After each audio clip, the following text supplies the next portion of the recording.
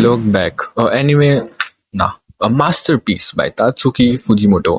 कुछ एनिमेज होते हैं जो कि आप बस देखते हो, लाइक आपने देखे, मजा आया, चलो खत्म। बट कुछ एनिमेज ऐसे होते हैं जो कि देखने के बाद भी आपके दिल और दिमाग दोनों में रह जाती है। ये एनिमे मूवी उन्हीं एनिमेज में से एक है। The recent release Look Back, an adaptation of Chainsaw Man's mangaka Tatsuki Fujimoto।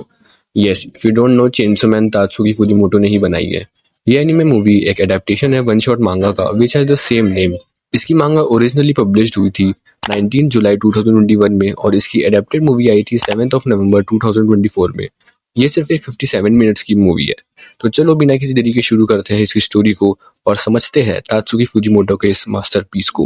पर उससे पहले अगर आप लोगों ने इस चैनल को सब्सक्राइब नहीं किया हो तो क्या कर रहे हो यार, जल्दी से चैनल को सब्सक्राइब कर दो और बेल आइकन दबाना मत भूलना ताकि आगे मेरी और वीडियोस आए तो आपको नोटिफिकेशन आ जाए। अब बढ़ते हैं आगे। Just trust me, you'll be fine.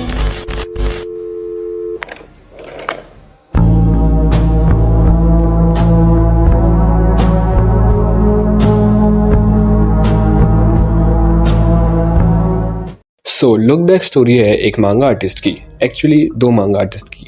इसमें दिखाया गया है कैसे एक मांगा की लाइफस्टाइल होती है। कुछ न्यूज़ के अकॉर्डिंग ऐसा बोला गया है कि इस स्टोरी से फुजिमोटो अपनी लाइफ की रियल स्टोरी बताने की कोशिश की है, मतलब अपने पर्सनल लाइफ का एक छोटा सा पार्ट बताने की कोशिश की है। ये मूवी फोकस करती है सिर्फ दो कैरेक्टर्स पे। ये दो कैरेक्टर्स ही ऑलमोस्ट पूरी मूवी के पार्ट रहते हैं। एक का नाम रहता है फुजिनो और एक का नाम रहता है क्योमोटो। दोनों ही लड़कियां रहती है। क्योमोटो एक बहुत ही ज़्यादा इंट्रोवर्ट सी लड़की रहती है जिसको लोगों से बात तक करने में डर लगता है। वो स्कूल तक नहीं जाती है। फुजिमोटो और क्योमोटो एक ही स्कूल में रहते हैं बट फुजिमोटो कभी क्योमोटो को नहीं देखी रहती है क्योंकि क्योमोटो कभी स्कूल आती ही नहीं है उसके इंट्रोवर्ट से नेचर के कारण। फुजिनो अपने स्कूल में कुछ पैनल्स के मांगा छपवाती है और हमें वो कुछ पैनल्स दिखाए जाते हैं जिसकी बहुत वियर्ड सी स्टोरी रहती है। कुछ टाइम बाद क्योमोटो भी अपने कुछ पैनल्स रिलीज करती है स्कूल में। क्योमोटो के मांगा से पहले जब सिर्फ फुजिनो की मांगा दिखाई जाती थी तब स्कूल में तब लोग उसकी बहुत तारीफ करते थे and Fujino was also proud of herself. लोग उसे सजेस्ट करते हैं कि वो एक अच्छी मांगा का बन सकती है एंड फुजिनो को भी ऐसा लगता था अनटिल क्योमोटो की मांगा दिखाई जाती है स्कूल में।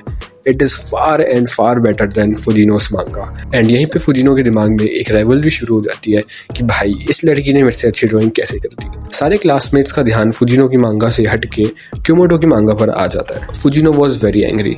वो अब अपना पूरा टाइम, अपने पूरे साल सिर्फ अपनी ड्राइंग, अपनी मांगा को बेहतर करने में लगा देती है। वो अपने आर्ट को और इम्प्रूव करने में लग जाती है।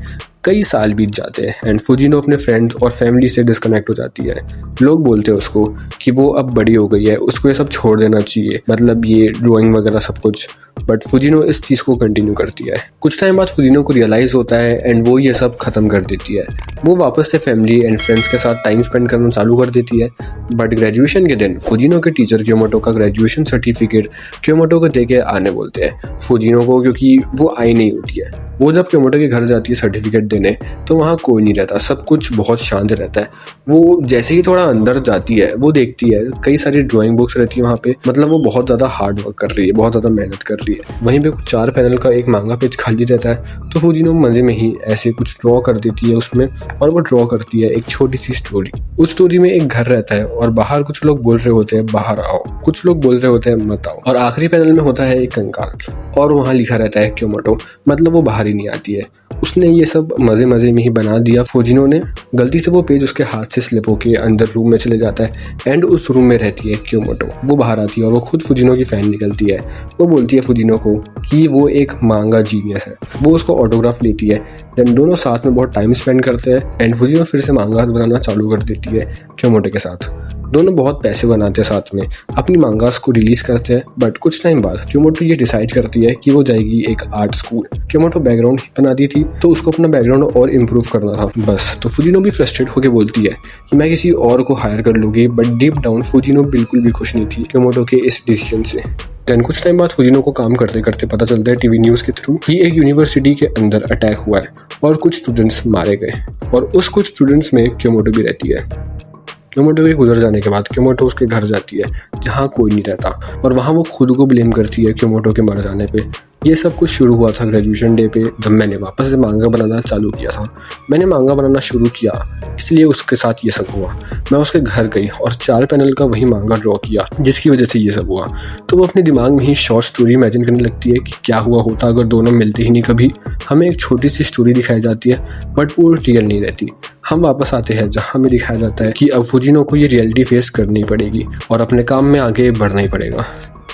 सो yeah guys, this is the whole story of Fujimoto's look back. मैंने जैसे बोला था ये फुजिमोटो की पर्सनल लाइफ से रिलेटेड है। तो यहाँ एक और चीज़ नोटिस करनी ज़रूरी है कि जो 2 कैरेक्टर्स है फुजिनो और क्योमोटो, अगर दोनों को मिलाए तो बनेगा फुजिमोटो। ये बहुत ही बढ़िया बात लगी नोटिस करने के लायक। तो बस गाइस, इस वीडियो के लिए बस इतना ही। मैं हाईली रिकमेंड करूँगा इस एनीमे मूवी को देखने के लिए, क्योंकि सिर्फ 57 मिनट्स की है, तो आप बहुत कम टाइम में इसको खत्म कर सकते हो। पर अगर आपने ऐसा एनीमे नहीं देखा जो आपके इमोशंस को डिस्ट्रॉय कर सकता है या आपको अंदर से तोड़ सकता है, तो मेरी ये दोनों वीडियोस देखना मत भूलना। मिलते हैं अगली वीडियो में किसी नए टॉपिक के साथ। अगर आप लोगों ने इस चैनल को सब्सक्राइब नहीं किया तो जल्दी से कर देना, बेल आइकन दबाना मत भूलना। मिलते हैं अगली वीडियो में किसी नए टॉपिक के साथ, तब तक के लिए बाय बाय।